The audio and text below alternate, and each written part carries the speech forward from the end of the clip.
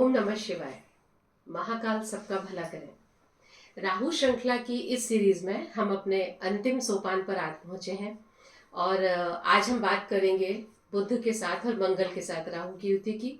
और इस एपिसोड के अंत में आपको महा उपाय बताया जाएगा, तो बने रहिए हमारे साथ अंत तक। राहु और बुध बुध कारक है वाणी, हमारे वाक कौशल का, संचार का, हमारे सोशल सर्कल का। तो इन सब पर राहु और बुध की युति का क्या प्रभाव पड़ता है, इस बारे में हम आज बात करते हैं। अब राहु और बुध की युति से आप बेकार की बातों में बहुत अपना समय गंवाएंगे, विचार करेंगे उसके ऊपर। हम कह सकते हैं आप ओवर थिंकर बन सकते हैं। अब जैसे घर परिवार में हमारे यहाँ हम सभी सहयोग के साथ रहते हैं, सब एक दूसरे के काम आते हैं, लेकिन यदि बुध और राहु की युति आपके घर परिवार वाले घर में हो जाती है तो वहां पर आप थोड़ा सा कहीं ना कहीं निगेटिविटी की तरफ चले जाते हैं। जैसे मान लीजिए आपके परिवार के जन हैं, आपके साथ बहुत अच्छा करते हैं, 10 काम अच्छे किए हैं, लेकिन यदि एक काम खराब हो गया, बस आप क्या सोचेंगे, उसने वो खराब किया, वो खराब किया। आपका ध्यान पॉजिटिविटी की तरफ नहीं जाएगा कि 10 काम तो अच्छे किए, हो सकता है कुछ मजबूरी रही हो, लेकिन नहीं, आप क्या सोचेंगे, उसने ये खराब कर दिया। इस तरीके से आप उस एक बात को, बेकार की बात को पकड़ करके बैठ जाएंगे और ओवर थिंकिंग करते रहेंगे। और ये तो हमारे शास्त्रों में लिखा ही है, ज्ञानी जन कह गए हैं, अति सर्वत्र वर्जयेत। अति किसी भी चीज की बुरी होती है, इसलिए ओवर थिंकिंग ना हो तो बेहतर है।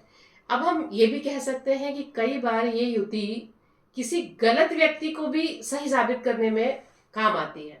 काम कैसे आती है कि मान लीजिए आप किसी के बारे में बहुत अच्छा सोचते हैं, आप सोचते हैं, ये जरूरी नहीं कि वो अच्छा हो, और यदि वो इंसान 10 काम गलत कर चुका है और यदि वो एक काम सही करता है तो आप कहेंगे अरे वाह कितना अच्छा इंसान है, ये तो बहुत ही बढ़िया बात है। क्यों? क्योंकि आप ये सोचते हैं कि वो इंसान अच्छा है। और ये किस वजह से हो रहा है? ये बुध और राहु की युति की वजह से हो रहा है। तो राहु तो भ्रम है ही, इल्यूजन है, धुंध है, धुआं है। उसने आपकी बुद्धि को ढक लिया है, धुआं धुआं कर दिया है। ऑब्वियसली आप नहीं सोच पाएंगे कि आपको क्या करना है, क्या सही गलत का आकलन करना है। तो बहुत जरूरी हो जाता है कि हम अपनी बुद्धि का सही तरीके से उपयोग कर पाए। और कुंडलियां पढ़ना तो आसान हो जाता है, यदि आपके लिए नहीं है तो हम आने वाली श्रृंखला उसी के ऊपर शुरू करेंगे कि आप अपनी कुंडली कैसे देखें। तब आप देखिएगा कि आपके राहु की युति कहाँ पर है। तो इस तरीके से आप उसको एग्जामिन कर सकते हैं, एनालिसिस कर सकते हैं और अपना ज्ञान बढ़ा सकते हैं और देख सकते हैं। अब बुद्ध आपका सोशल सर्कल भी होता है। अब सोशल सर्कल में आप जा रहे हैं, मान लीजिए एक दिन आप पार्टी में गए, फिर पता चला कि दोस्तों ने कहा अरे कल भी करनी है, परसों भी करनी है, और आप समझ सकते हैं कि यदि डेली कोई पार्टी में जा रहा है तो फिर बिगड़ना लाजमी ही है। इसीलिए बहुत सारे दोस्त ना बनाए, लिमिटेड बनाए, लेकिन अच्छे बनाए, ये बहुत जरूरी हो जाता है। अब हम राहु की युति मंगल के साथ में देखते हैं। मंगल ऊर्जा का कारक होता है, आपकी स्ट्रेंथ और एनर्जी का कारक होता है। तो मंगल के साथ में यदि राहु की युति है तो बहुत एनर्जी आप में रहेगी, लेकिन वो एनर्जी चैनलाइज है कि नहीं है, ये देखना बहुत जरूरी हो जाता है। जैसे मान लीजिए मंगल की युति राहु के साथ 6th हाउस में है।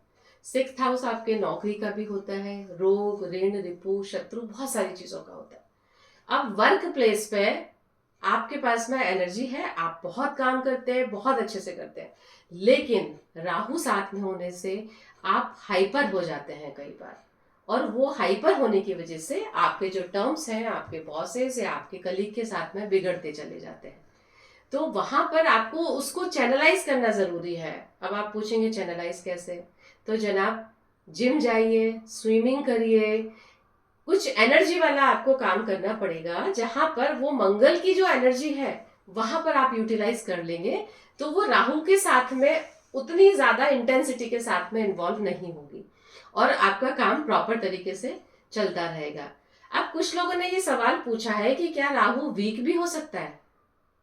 जी नहीं, राहु के बारे में कहा जाता है अर्ध कायम महावीर्य चंद्रादित्य विमर्दनम। इसका मतलब काया तो आधी है पर महावीर है, बहुत वीर है वो। और चंद्र चंद्रमा को भी ढकता है और आदित्य यानी सूर्य को भी ढकता है। तो इसीलिए बिल्कुल भी गलती ना करें ये मानने की कि राहु आपका वीक है। हाँ, वो अच्छा या बुरे फल देने वाला हो सकता है अकॉर्डिंग टू दृष्टियां, शुभ ग्रहों की दृष्टियां, और किस भाव में बैठा है उसके अकॉर्डिंगली भी वो काम करता है। अब मैंने अपने एपिसोड की शुरुआत में आपसे कहा था कि मैं राहु का आपको बताऊंगी कि किस तरीके से आपको इसको बैलेंस करना होता है। तो पहली बात तो ये देख लीजिए कि क्या आपका राहु 159 यानी धर्म त्रिकोण या 4 8 12 यानी मोक्ष त्रिकोण में बैठा है क्या। ये राहु की अच्छी पोजीशन हम कह सकते हैं, क्योंकि धर्म त्रिकोण और मोक्ष त्रिकोण बहुत इंपॉर्टेंट हाउसेस होते हैं किसी भी जातक की कुंडली में। तो आप वृंदावन बेस्ट प्लेस है यदि इन भाव में राहु बैठा हुआ है, तो आपके अपलिफ्टमेंट के लिए, आपके उत्थान के लिए, आपकी आत्मा की आगे की उन्नति के लिए बेस्ट प्लेस है। कम से कम 3 दिन वहां जाकर के रहिए, परिक्रमा करिए और अपने आप को ठीक रखिए और अपने राहु को ठीक रखिए। बाकी तो फिर आप मंत्रा जाप करते रहिए, किसी भी तीर्थ स्थान पर जाए, वहां पर समय गुजार रहे हैं, गंगा जी में डुबकी लगाए, यही सब राहु की रेमेडी है। और ये शर्तियां काम करती है, लेकिन भावनाएं भी होना बहुत जरूरी होता है। अब हम परमात्मा को प्रणाम करते हैं और सभी के भले की आकांक्षा के साथ, दुआ के साथ अपनी राहु की श्रृंखला को यही विराम देते हैं। मिलते हैं आपसे अगले एपिसोड में, आप ही के कहे अनुसार आप ही की कुंडली को दिखाने के लिए। नमस्कार।